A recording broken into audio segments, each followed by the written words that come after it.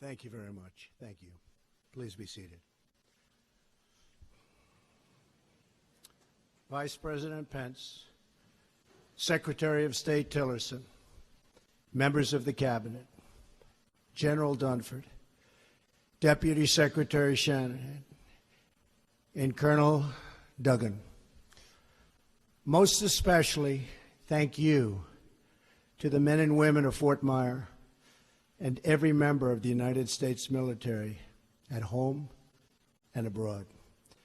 We send our thoughts and prayers to the families of our brave sailors who were injured and lost after a tragic collision at sea, as well as to those conducting the search and recovery efforts.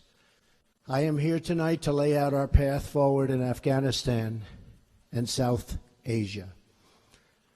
But before I provide the details of our new strategy, I want to say a few words to the service members here with us tonight, to those watching from their posts, and to all Americans listening at home. Since the founding of our republic, our country has produced a special class of heroes whose selflessness, courage, and resolve is unmatched in human history. American patriots from every generation have given their last breath on the battlefield for our nation and for our freedom. Through their lives, and though their lives were cut short, in their deeds they achieved total immortality. By following the heroic example of those who fought to preserve our republic, we can find the inspiration our country needs to unify, to heal, and to remain one nation under God. The men and women of our military operate as one team with one shared mission and one shared sense of purpose. They transcend every line of race, ethnicity, creed, and color to serve together and sacrifice together in absolutely perfect cohesion. That is because all service members are brothers and sisters. They're all part of the same family. It's called the American family. They take the same oath, fight for the same flag, and live according to the same law. They are bound together by common purpose, mutual trust, and selfless devotion to our nation and to each other.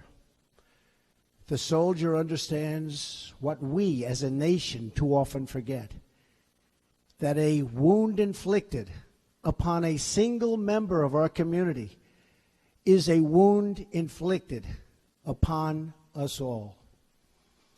When one part of America hurts, we all hurt. And when one citizen suffers an injustice, we all suffer together. Loyalty to our nation demands loyalty to one another. Love for America requires love for all of its people. When we open our hearts to patriotism, there is no room for prejudice, no place for bigotry, and no tolerance for hate. The young men and women we send to fight our wars abroad deserve to return to a country that is not at war with itself at home. We cannot remain a force for peace in the world if we are not at peace with each other. As we send our bravest to defeat our enemies overseas, and we will always win, let us find the courage to heal our divisions within. Let us make a simple promise to the men and women we ask to fight in our name, that when they return home from battle, they will find a country that has renewed the sacred bonds of love and loyalty that unite us together as one. Thanks to the vigilance and skill of the American military and of our many allies throughout the world, horrors on the scale of September 11th, and nobody can ever forget that, have not been repeated on our shores. But we must acknowledge the reality I am here to talk about tonight, that nearly 16 years after September 11th attacks, after the extraordinary sacrifice of blood and treasure, the American people are weary of war without victory. Nowhere is this more evident than with the war in Afghanistan, the longest war in American history, 17 years. I share the American people's frustration. I also share their frustration over a foreign policy that has spent too much time, energy, money, and most importantly, lives, trying to rebuild countries in our own image instead of pursuing our security interests above all other considerations. That is why, shortly after my inauguration, I directed Secretary of Defense Mattis and my national security team to undertake a comprehensive review of all strategic options in Afghanistan and South Asia. My original instinct was to pull out, and historically, I like following my instincts. But all my life, I've heard that decisions are much different when you sit behind the desk in the Oval Office. In other words, when you're President of the United States. So I studied Afghanistan in great detail and from every conceivable angle. After many meetings over many months, we held our final meeting last Friday at Camp David with my cabinet and generals to complete our strategy. I arrived at three fundamental conclusions about America's core interests in Afghanistan. First, our nation must seek an honorable and enduring outcome worthy of the tremendous sacrifices that have been made, especially the sacrifices of lives. The men and women who serve our nation in combat deserve a plan for victory. They deserve the tools they need and the trust they have earned to fight and to win.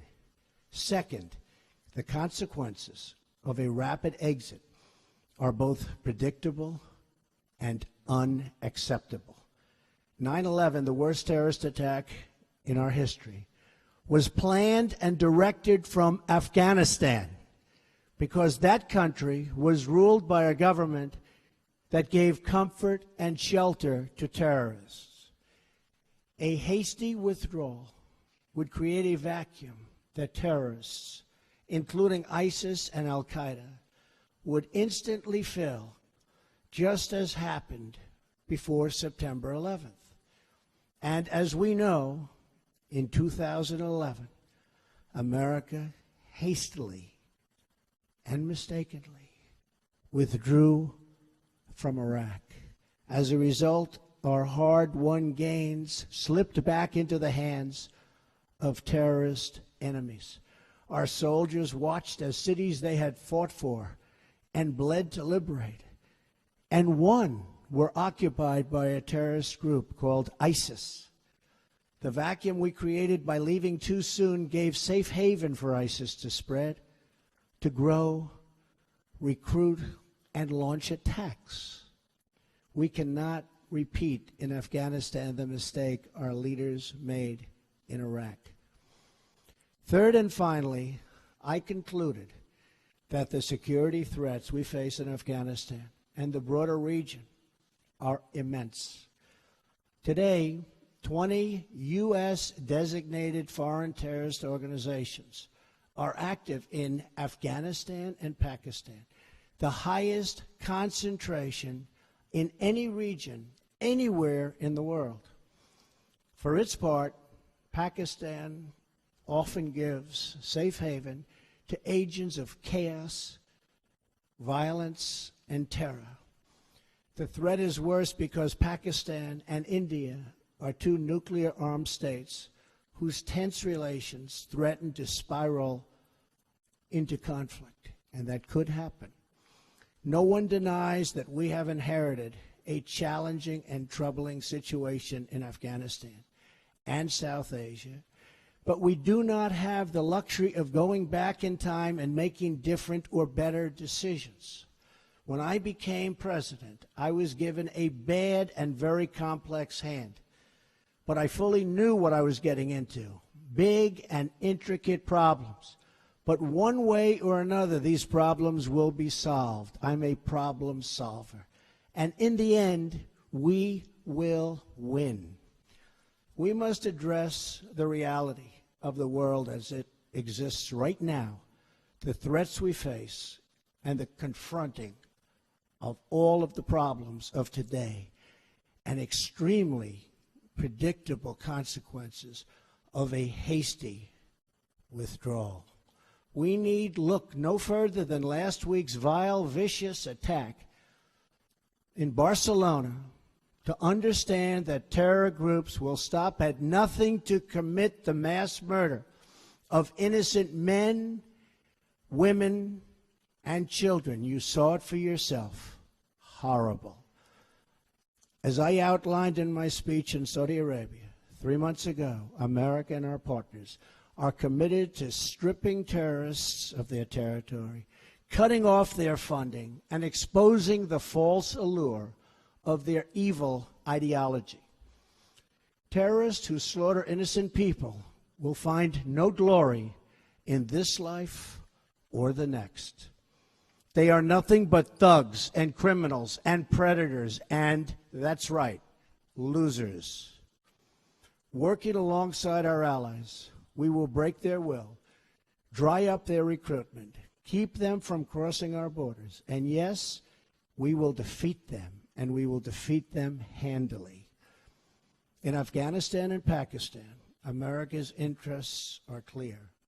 We must stop the resurgence of safe havens that enable terrorists to threaten America, and we must prevent nuclear weapons and materials from coming into the hands of terrorists and being used against us or anywhere in the world, for that matter. But to prosecute this war, we will learn from history. As a result of our comprehensive review, American strategy in Afghanistan and South Asia will change dramatically in the following ways. A core pillar of our new strategy is a shift from a time-based approach to one based on conditions. I've said it many times, how counterproductive it is for the United States to announce in advance the dates we intend to begin or end military options. We will not talk about numbers of troops or our plans for further military activities. Conditions on the ground, not arbitrary timetables, will guide our strategy from now on. America's enemies must never know our plans or believe they can wait us out. I will not say when we are going to attack, but attack we will. Another fundamental pillar of our new strategy is the integration of all instruments of American power, diplomatic, economic, and military, toward a successful outcome. Someday, after an effective military effort, perhaps it will be possible to have a political settlement that includes elements of the Taliban in Afghanistan. But nobody knows if or when that will ever happen. America will continue its support for the Afghan government and the Afghan military as they confront the Taliban in the field. Ultimately, it is up to the people of Afghanistan to take ownership of their future, to govern their society, and to achieve an everlasting peace. We are a partner and a friend, but we will not dictate to the Afghan people how to live or how to govern their own complex society. We are not nation building again. We are killing terrorists. The next pillar of our new strategy is to change the approach and how to deal with Pakistan. We can no longer be silent about Pakistan's safe havens for terrorist organizations, the Taliban, and other groups that pose a threat to the region and beyond. Pakistan has much to gain from partnering with our effort in Afghanistan. It has much to lose by continuing to harbor criminals and terrorists. In the past, Pakistan has been a valued partner. Our militaries have worked together against common enemies. The Pakistani people have suffered greatly from terrorism and extremism. We recognize those contributions and those sacrifices. But Pakistan has also sheltered the same organizations that try every single day to kill our people. We have been paying Pakistan billions and billions of dollars. At the same time, they are housing the very terrorists that we are fighting. But that will have to change, and that will change immediately. No partnership can survive a country's harboring of militants and terrorists who target U.S. service members and officials. It is time for Pakistan to demonstrate its commitment to civilization, order, and to peace. Another critical part of the South Asia strategy for America is to further develop its strategic partnership with India, the world's largest democracy and a key security and economic partner of the United States. We appreciate India's important contributions to stability in Afghanistan, but India makes billions of dollars in trade with the United States, and we want them to help us more with Afghanistan, especially in the area of economic assistance and development. We are committed to pursuing our shared objectives for peace and security in South Asia and the broader Indo-Pacific region. Finally, my administration will ensure that you, the brave defenders of the American people, will have the necessary tools and rules of engagement to make this strategy work and work effectively and work quickly. I have already lifted restrictions the previous administration placed on our warfighters that prevented the Secretary of Defense and our commanders in the field from fully and swiftly waging battle against the enemy. Micromanagement from Washington, D.C. does not win battles. They are won in the field, drawing upon the judgment and expertise of wartime commanders and frontline soldiers, acting in real time with real authority and with a clear mission to defeat the enemy. That's why we will also expand authority for American armed forces to target the terrorist and criminal networks that sow violence and chaos throughout Afghanistan. These killers need to know they have nowhere to hide, that no place is beyond the reach of American might and American arms. Retribution will be fast and powerful. As we lift restrictions and expand authorities in the field, we are already seeing dramatic results in the campaign to defeat ISIS, including the liberation of Mosul in Iraq. Since my inauguration, we have achieved record-breaking success in that regard. We will also maximize sanctions and other financial and law enforcement actions against these networks to eliminate their ability to export terror. When America commits its warriors to battle, we must ensure they have every weapon to apply swift, decisive, and overwhelming force. Our troops will fight to win. We will fight to win. From now on, victory will have a clear definition: attacking our enemies, obliterating ISIS, crushing al-Qaeda, preventing the Taliban from taking over Afghanistan, and stopping mass terror attacks against America before they emerge. We will ask our NATO allies and global partners to support our new strategy with additional troop and funding increases in line with our own. We are confident they will. Since taking office, I have made clear that our allies and partners must contribute much more money to our collective defense, and they have done so. In this struggle, the heaviest burden will continue to be borne by the good people of Afghanistan and their courageous armed forces.